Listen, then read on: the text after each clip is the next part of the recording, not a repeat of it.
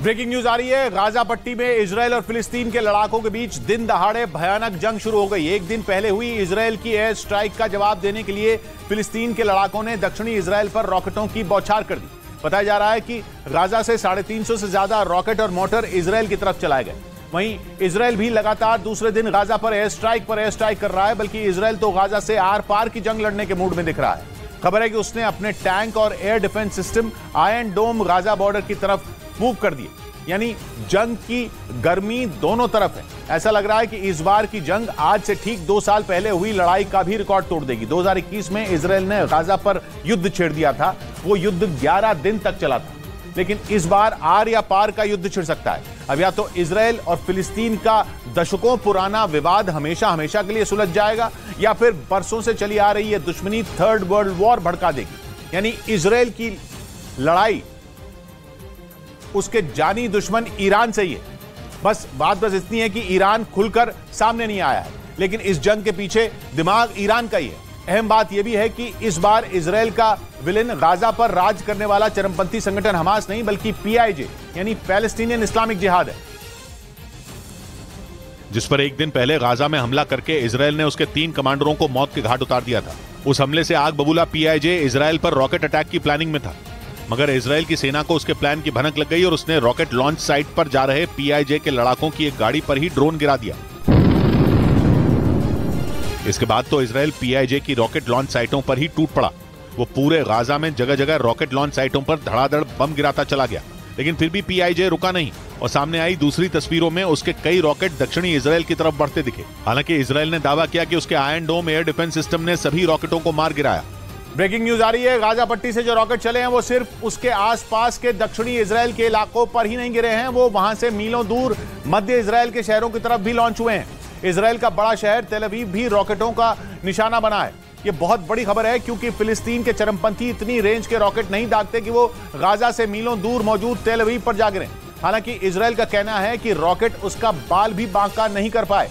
उसके नागरिक भी सुरक्षित है और इमारतों को भी कोई नुकसान नहीं पहुंचा है। मगर गाजा से ज्यादा रेंज के रॉकेट फायर होना बहुत बड़ी बात है। यह पहली बार हुआ है जिसका खमियाजा गाजा से काफी दूर बसे इजरायल के शहरों को उठाना पड़ा, जिनमें सबसे बड़ा टारगेट इजरायल का अहम शहर तेल अवीव रहा। गाजा पट्टी इजरायल के दक्षिण में है, इसलिए फिलिस्तीन के लड़ाके गाजा से जो रॉकेट चलाते थे उनका निशाना आसपास के इलाके बनते थे, यानी दक्षिणी इजरायल के हिस्से। लेकिन इस बार फिलिस्तीन के चरमपंथियों ने लंबी रेंज के रॉकेट दागे जो इजरायल के तेल अवीव तक जाकर गिरे। और तेल अवीव शहर के पास ही इजरायल का मुख्य अंतर्राष्ट्रीय हवाई अड्डा है, जो सबसे ज्यादा बिजी रहता है। जिस वक्त तेल अवीव पर रॉकेट गिर रहे थे तब एयरपोर्ट पर कई हवाई जहाज लैंड करने को थे, लेकिन एयरपोर्ट ने उन्हें तुरंत अलर्ट किया और एयरपोर्ट से दूर आसमान में ही वो चक्कर लगाने को कह दिया, क्योंकि अगर एक भी रॉकेट की चिंगारी तक किसी हवाई जहाज को छू जाती तो सैकड़ों लोगों की जान खतरे में पड़ जाती। हालांकि थोड़ी देर बाद एयरपोर्ट फिर चालू हो गया। लेकिन इजरायल को पहले से ही अंदाजा था कि फिलिस्तीन के चरमपंथी सिर्फ गाजा के आसपास ही नहीं, बल्कि दूर मौजूद इजरायल के शहरों पर भी हमले कर सकते हैं। इसलिए हमलों से पहले ही तेल अवीव शहर में लगभग 250 बॉम्ब शेल्टर खोल दिए गए थे, ताकि लोग जान बचाने के लिए वहां पनाह ले सकें। ये लड़ाई बहुत भयानक होने वाली है, इसलिए इजरायल ने गाजा पट्टी से लगने वाले अपने इलाके खाली कराने शुरू कर दिए हैं। इजरायल की सेना वहां से हजारों लोगों को सुरक्षित ठिकानों पर ले गई है और गाजा के 40 किलोमीटर के दायरे में पड़ने वाले सभी स्कूलों को भी बंद कर दिया गया है। यहां तक कि इजरायल के छोटे बड़े कम से कम 12 शहरों में 10 से ज्यादा लोगों के एक साथ घरों से बाहर जुटने पर रोक लगा दी गई है। लेकिन इजरायल को भी पता है कि ये सब इंतजाम तो बस कुछ वक्त के लिए हैं। अगर फिलिस्तीन के चरमपंथियों के प्लान पर पानी फेरना है तो तगड़ा बंदोबस्त करना होगा। यही वजह है कि इजरायल एक पायलट प्रोग्राम के तहत गाजा के आसपास अहम जगहों पर मजबूत दीवारें खड़ी करने में लगा है। गाजा से चलने वाली एंटी टैंक मिसाइलें कई बार इजरायल के शहरों में लोगों को मौत की नींद सुला चुकी हैं। 2 साल पहले ही हमास ने इजरायल की सेना की एक गाड़ी पर भी एंटी टैंक मिसाइल गिरा दी थी, लेकिन इजरायल की दीवारें उसे हमास की एंटी टैंक मिसाइलों से बचा लेंगी। ये दीवारें इजरायल के खुले इलाकों की भी हिफाजत करेंगी, जहां से गाजा के पास रहने वाले इजरायल के नागरिक इमरजेंसी के वक्त भी वहां से सफर कर सकेंगे। यानी फिलिस्तीन के लड़ाकों के साथ भले ही ईरान खड़ा हो, लेकिन इजरायल भी पक्की तैयारी में जुटा है और उसके प्रधानमंत्री ने तो यह ऐलान भी कर दिया कि इजरायल एक साथ कई मोर्चों पर ईरान से लड़ने को तैयार है। और उन्हीं तेवरों के साथ एक दिन पहले इजरायल ने अपने कब्जे वाले वेस्ट बैंक पर धावा बोल दिया। इजरायल ने रात को वेस्ट बैंक में रेड कर दी और उसकी सेना ने वहां फिलिस्तीन के 2 लड़ाकों को मार गिराया। इजराइल की सेना ने बताया कि दोनों फिलिस्तीनियों ने उसके सैनिकों पर फायरिंग की थी। बाद में पैलेस्टीनियन इस्लामिक जिहाद ने मरने वाले दोनों लड़कों को अपने लड़ाके बताया। उधर ईरान के मीडिया के मुताबिक अमेरिका के पूर्व राष्ट्रपति डोनाल्ड ट्रंप समेत कई बड़े नेताओं के खिलाफ ईरान की सरकार ने फिर से वारंट जारी कर दिया। ट्रंप के खिलाफ यह गिरफ्तारी वारंट बगदाद में हुए उस ड्रोन हमले के लिए जारी हुआ जिसमें ईरान की स्पेशल फोर्स के कमांडर कासिम सुलेमानी की मौत हुई थी। और तब से आज तक ईरान उनकी मौत के बदले की आग में जल रहा है। उसने ट्रंप से कासिम सुलेमानी की मौत का बदला लेने की कसम खाई थी। ईरान के मीडिया के मुताबिक दोबारा जारी किए गए वारंट में अमेरिका के पूर्व राष्ट्रपति डोनाल्ड ट्रंप के अलावा 71 लोगों के नाम शामिल हैं। ट्रंप सरकार में अमेरिका के विदेश मंत्री रहे माइक पोम्पियो के खिलाफ भी ईरान ने गिरफ्तारी वारंट जारी कर दिया। 2020 में भी ईरान ने ट्रंप समेत 36 लोगों पर वारंट जारी किया था और इंटरपोल यानी इंटरनेशनल क्रिमिनल पुलिस ऑर्गेनाइजेशन से उनकी गिरफ्तारी के लिए रेड कॉर्नर नोटिस जारी करने की अपील की थी। लेकिन तब इंटरपोल ने ईरान की अपील को नियमों का हवाला देकर खारिज कर दिया था। ईरान कासिम सुलेमानी की मौत को हत्या बताता है और डोनाल्ड ट्रंप को इसके लिए जिम्मेदार मानता है, क्योंकि 3 जनवरी 2020 को तब के अमेरिकी राष्ट्रपति डोनाल्ड ट्रंप के आदेश पर ही सेना और अमेरिकी खुफिया एजेंसी CIA ने मिलकर कासिम सुलेमानी को ड्रोन हमले में मार दिया था, जिसके बाद ईरान ने इराक में अमेरिका के 2 सैन्य ठिकानों पर ताबड़तोड़ 22 मिसाइलें दाग दी थी और 80 लोगों के मारे जाने का दावा किया था। हालांकि अमेरिका ने मौत के आंकड़ों की पुष्टि नहीं की। लेकिन दोनों देशों के बीच जंग का माहौल बन गया, क्योंकि ईरान के supreme leader Ayatollah Ali Khamenei के बाद कासिम सुलेमानी को वहां का दूसरा सबसे शक्तिशाली इंसान माना जाता था।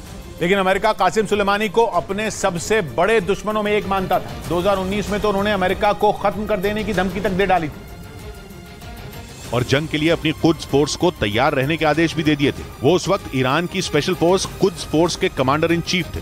उन्हें ये जिम्मेदारी 1998 में दी गई थी। बाद में उन्होंने सीरिया और इराक में आतंकी संगठन ISIS के खिलाफ मोर्चा खोल लिया था। लेकिन अमेरिकी सेना के कई ठिकानों पर बड़े हमले भी करवाए, जिससे वो अमेरिका की आंखों में चुभने लगे और अब एक बार फिर से उनकी मौत के 3 साल बाद ईरान और अमेरिका में ठन गई है। इस बीच ईरान में सरकार विरोधी प्रदर्शन में शामिल 3 लोगों को फांसी की सजा सुना दी गई।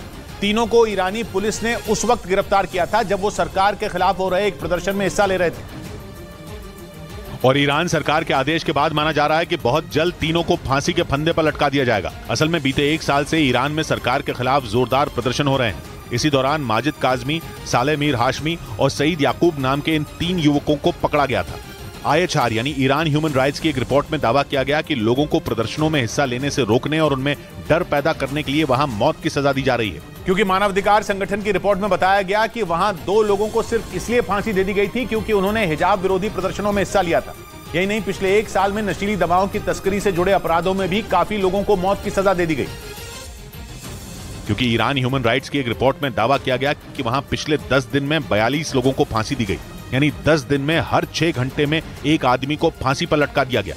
रिपोर्ट के मुताबिक 2023 की शुरुआत से लेकर अब तक वहां 194 लोगों को फांसी दी जा चुकी है। IHR की रिपोर्ट में यह भी दावा किया गया कि एंटी हिजाब प्रदर्शन के बीच ईरान ने 2022 में 582 लोगों को फांसी की सजा दी थी और इनमें 44% लोग ड्रग्स यानी नशीली दवाओं की तस्करी से जुड़े अपराधों के दोषी थे। यानी ईरान में अपराध छोटा हो या बड़ा, सजा सिर्फ एक ही है और वो है सजाए मौत, जिसने अंतर्राष्ट्रीय संगठनों की नींद उड़ा दी। संयुक्त राष्ट्र मानवाधिकार संगठन ने ईरान के फैसलों पर सवाल उठाया और प्रदर्शनकारियों को मौत की सजा दिए जाने की कड़ी निंदा की। उधर यूक्रेन की फौज ने लेजर गाइडेड रॉकेट से पुतिन की सेना पर ताबड़तोड़ हमले करने का दावा किया, जिसका एक वीडियो भी सामने आया, जिसमें एक मकान में तेज धमाके होते दिखाई दिए। सामने आए वीडियो में यूक्रेन के जवान कुछ लेजर गाइडेड रॉकेट को हमले के लिए तैयार करते नजर आए। उन्होंने सबसे पहले रॉकेट को रॉकेट लॉन्चर में लोड किया और इसके बाद जोरदार हमले करने शुरू कर दिए, जिसके बाद पूरा इलाका थर्रा उठा। दावा है कि यूक्रेन के जवानों ने रूसी सेना के कई ठिकानों पर भीषण हमले कर उसे काफी नुकसान पहुंचाया। हालांकि यूक्रेन ने पुतिन की फौज पर ये हमले किस इलाके में किए, इसकी जानकारी उसकी तरफ से नहीं दी गई।